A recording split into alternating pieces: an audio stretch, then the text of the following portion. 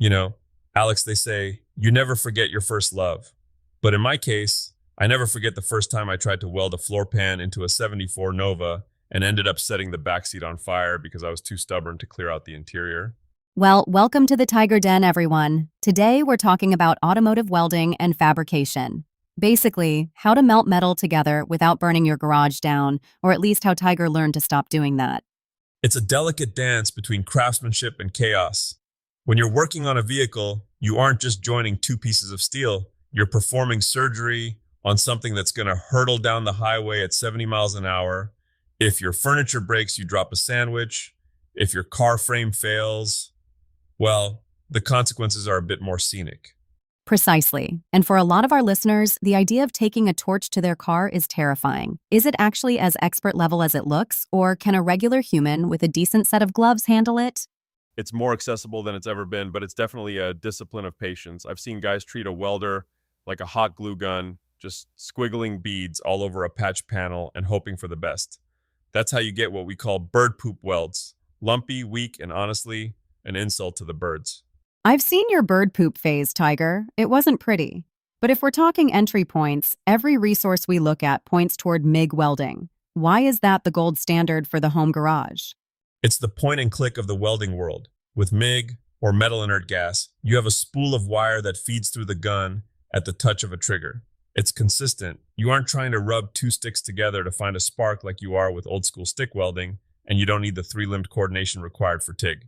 For auto body specifically, MIG is the king because it handles thin stuff, like that 24-gauge sheet metal on fenders, without blowing a hole through it the second you pull the trigger. It's fast, it's clean, and if you've got a steady hand, it makes you look like a pro a lot faster than the other methods. Okay, let's talk about that blowing a hole through it part, because that sounds like the number one fear. You're working on a project car, you've spent weeks prepping the metal, and then zap. There's a gap where there should be a seam.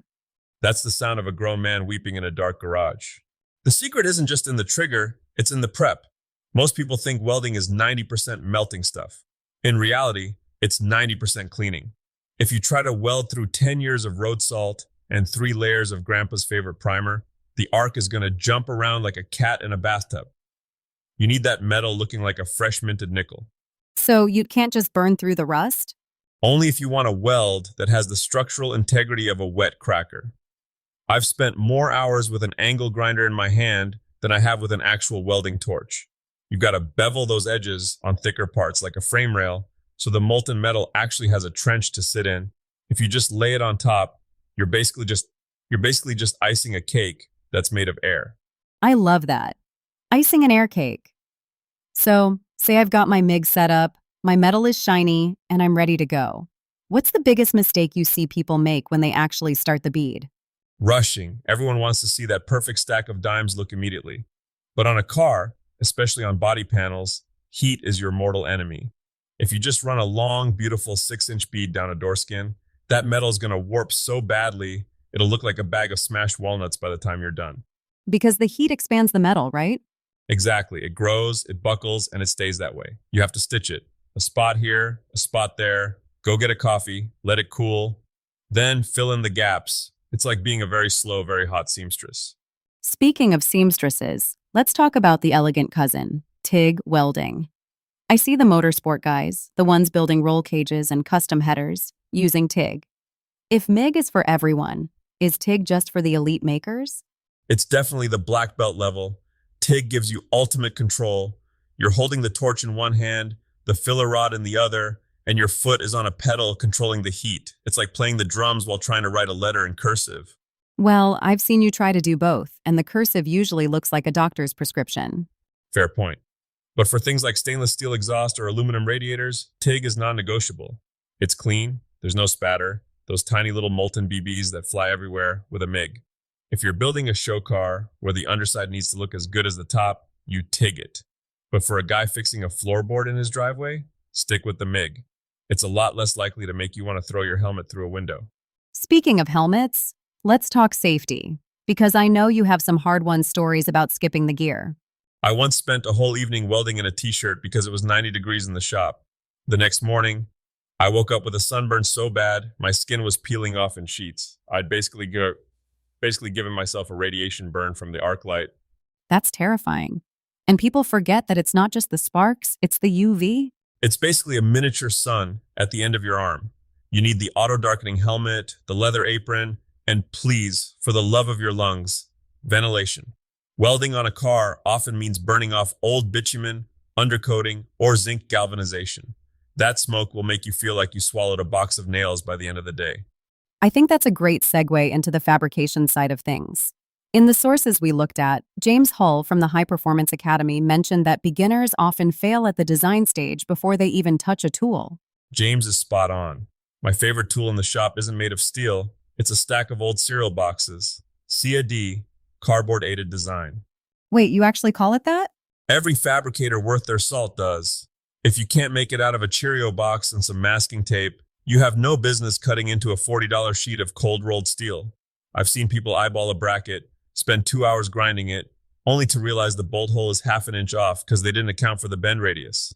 It really is a game of measure 17 times, cut once, and still probably have to grind a bit. Exactly. And people underestimate the total system.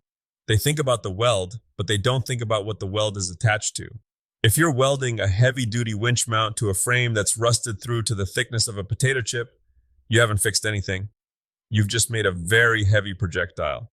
So how do you know when you've gone too far? When is a part too far gone to be saved by a weld?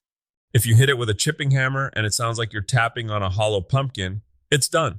You need solid parent metal. I always tell people to keep grinding back until the sparks change color and the metal stops looking like flaky pastry. If you try to weld to flake, the weld will just peel off like a scab. That is a vivid and slightly gross analogy. The shop is a visceral place, Alex. We've covered the how, but let's talk about the why for a second. For someone sitting at home with a car that's seen better days, what's the threshold for them to go out and buy a welder? Is it worth the investment? Here's the reality. If you take a car to a professional body shop for rust repair, they're going to quote you a get-lost price. Not because they're mean, but because it's incredibly labor-intensive. For the cost of one major repair at a shop, you can buy a top-tier Miller or Lincoln MIG setup, all your safety gear, and enough gas to last you a year. So it pays for itself in one big job? Easily. But more than that, it's the freedom. It's the ability to look at a broken bracket or a hole in a fender and say, oh, I can fix that. It turns you from a consumer into a creator. There's a specific kind of quiet satisfaction when you grind a weld flush, hit it with a little paint, and you can't even tell there was ever a hole there. It's like magic, but with more fire. I've seen that look on your face. It's usually right before you realize you've welded your pliers to the workbench. Hey, that only happened twice. And those pliers are now a permanent structural feature of that bench. They aren't going anywhere. Spoken like a true master. Before we wrap up, give me one more tiger truth for the person who just bought their first welder and is staring at it in the box, feeling intimidated. Don't start on the car. Go to the local scrapyard, buy a pile of steel offcuts, and spend 3 days just making joining things your hobby. Learn what it sounds like when the settings are right. It should sound like bacon frying in a pan, a nice, consistent sizzle. If it sounds like a machine gun, your wire speed is too high. If it's popping and spitting, you're too far away. Listen to the bacon. Exactly. Once you can make two pieces of scrap stay together under the blow of a sledgehammer, then, and only then, do you walk over to your car. That's solid advice. Take the time to get the ugly out of the way on the stuff that doesn't matter. Your first weld should be embarrassing. If they aren't, you aren't learning. Just make sure the embarrassment stays on the scrap heap, not on your daily driver. Well, I think that's our cue. Whether you're patching a floorboard or just trying to understand the wizardry happening in your local garage, remember that every master was once a beginner with a pile of bird poop welds. Stay safe, keep your eyes shielded, and for heaven's sake, move the gas can away from the sparks before you pull the trigger. Words to live by. Literally. Thanks for joining us in the Tiger Den.